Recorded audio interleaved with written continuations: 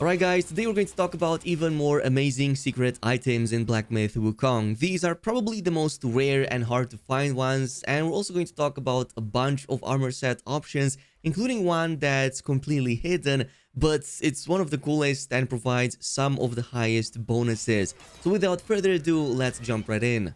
Let's get started with a couple of early armors that get massively boosted when you upgrade these to mythical quality. So this includes the Serpent Scale and the Ebon Gold armors. Now Serpent Scale definitely takes the cake here. It gets a very strong unique effect so that if you're below 50% HP, you're going to start to slowly recover small amounts of health. But if you're also in water, that effect massively gets amplified.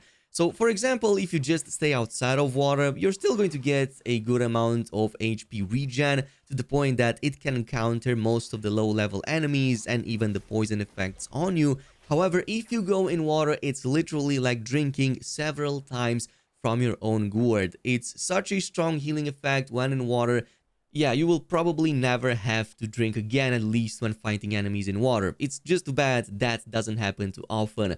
Ebon Gold, on the other hand, gets the Dance of the Black Wind, so it's going to increase the mana cost of the Cloud Staff, but your decoy no longer dissipates over time, only when it gets vanquished. Plus, both you and the decoy get shrouded by damaging Black Wind. So yeah, both you and your decoy will deal damage if enemies are in range, and it's pretty funny to look at. However, I'm pretty sure that the second component of it is bugged, or at the very least the tooltip is misleading, because that decoy is supposed to only dissipate if it gets vanquished, or in this case destroyed. It shouldn't expire, but after doing some testing, it seems to still be the case. It still expires the normal way, which is a shame, because if it did not, or if this gets fixed, it may become one of the best sets at traveling faster, because yeah, Cloud Step max upgraded gives you a nice speed boost all the time. Also, if you enjoyed this video up until now, a sub to the channel would be awesome. Anyway, let's go over some secret items that are very hard to get but provide unique effects. Starting with the Skull of the Turtle Treasure, this is going to increase the chance of obtaining materials upon defeating enemies. This is actually going to stack with a different curious item called the Golden Carp, which pretty much does the same. So this is what you get from an enemy very close to Longevity Road in Chapter 3. You're going to have to go to the left side of the waypoint and just travel down this road right here. Simply follow the path upstairs, and eventually you're going to reach this sort of section with a couple of pillars, as well as the enemy wearing it right beneath them. And you're going to have to defeat it a number of times. In my case, it dropped on the literal first try, but I'm hearing that the drop chance can be really small. So rinse and repeat if you want to get it, and you can then use this to farm some of the other materials that you might need for crafting, or maybe even if you want more mind cores. This, by the way, couples very well with the armor that you get from the Ginseng enemy from the Towers of Karma. You just have to go to the right side of it. You're going to find this field in the same place we got the Jade Essence. And if you interact with the plant over here to the left side, this is going to spawn that enemy, which is also a spirit that you can capture. But this is also going to drop the Ginseng Cape, and I kind of like the looks of this. It reminds me a bit of Ghost of Tsushima. But the best thing of it is that you can actually get a slight stamina increase when you heal yourself with the gourd. So it can actually come in handy if you're at that stage, need a bit of stamina and also maybe a bit of defense. It can be pretty great, looks really nice, but otherwise it gets completely overshadowed by other incoming armors. Now, from the same spot where we got the Skull of the Turtle Treasure, you can head over up this slope and just go left in the nearby forest. If this is your first time here, you should see one of these giant enemies yet again, and if you defeat them, they should drop the gold spike plate. This is going to increase your defense and also deals damage to surrounding enemies upon taking hits, which is actually a pretty good option to have if you're going with high defense builds, especially if you're using the bulking armor set eventually. You can definitely take advantage of this, and also it's pretty cool to just have enemies take damage if they try to hit you. Now, I'm not 100% sure that this is the only giant enemy that drops it. It's the one that did for me, as there are multiple other giants in Chapter 3 that you defeat in a similar way. However, this was the only one that consistently dropped it for me when testing out the same save file multiple times.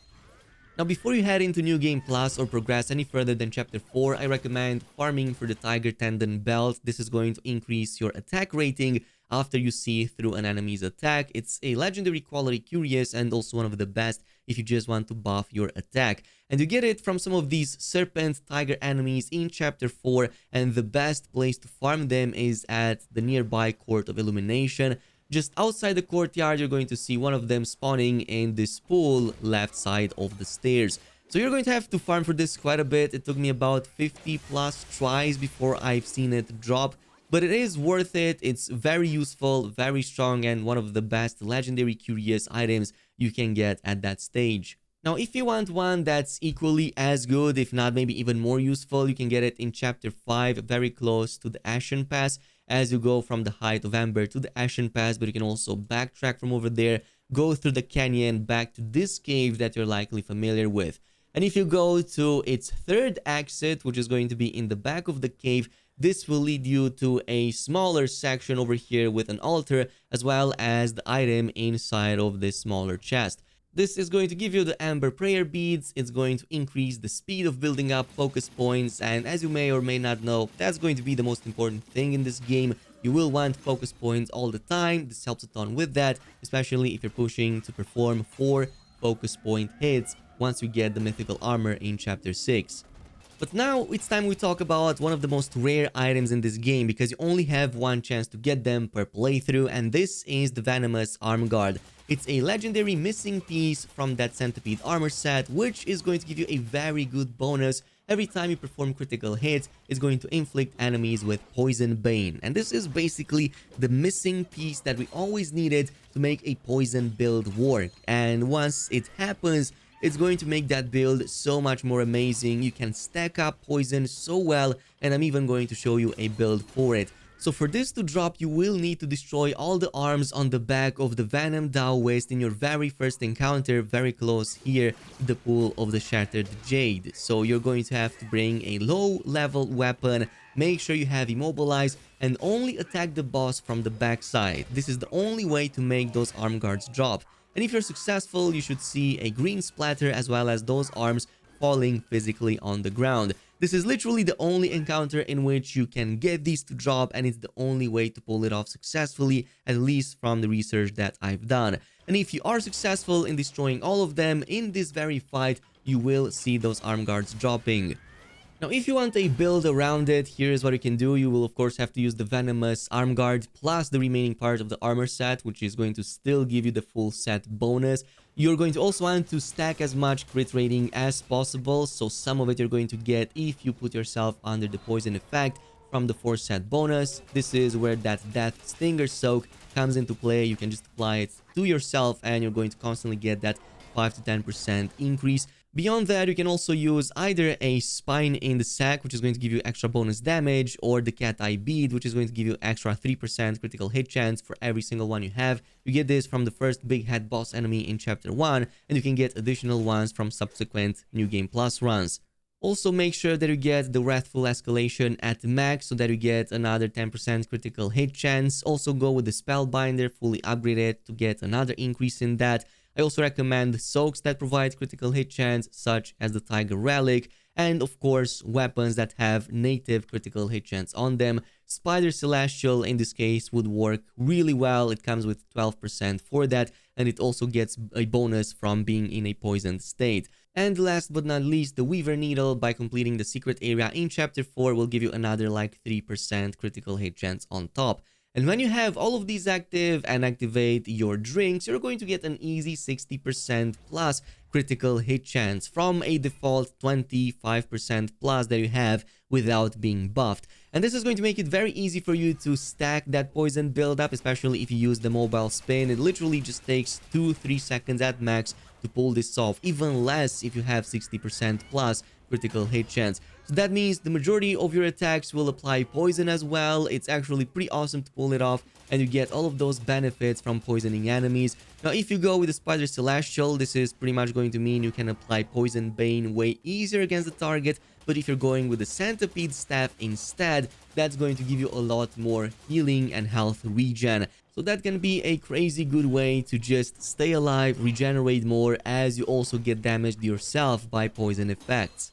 And this basically brings us to the last armor set, which is the concept armor for Wukong. You can only get this in chapter 6. However, it might have the best defense rating in the game, so you're going to have to head over and start from the verdant path. And instead of going the normal way, look behind you and jump on your cloud. You're going to go straight back up until you see this hill, and there's going to be a bigger tree right here to the right side.